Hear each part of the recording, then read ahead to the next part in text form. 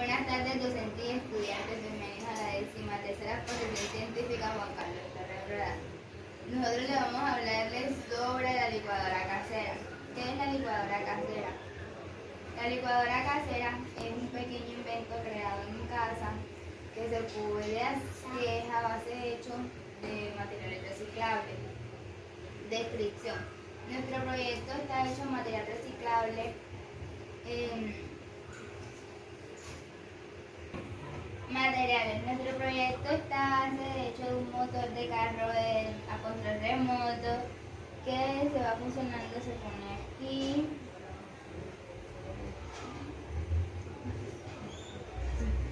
Pause. Amiguitos, hoy les voy a hablar de la semana científica. Hoy les voy a hablar sobre la mini licuadora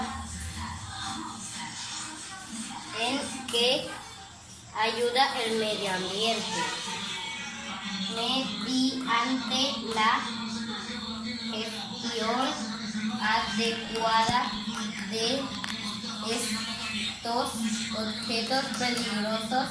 Se impide que se diviertan directamente e incontroladamente al medio ambiente. Sustancias peligrosas como mercurio, litio, y la mini licuadora que está hecha sobre un vaso y un motor.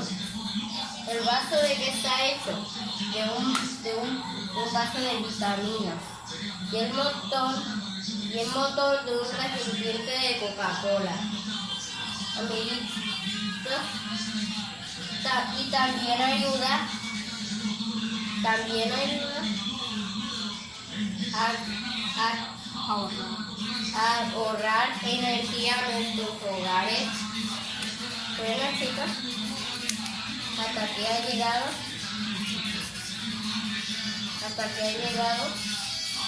Chao, amiguitos.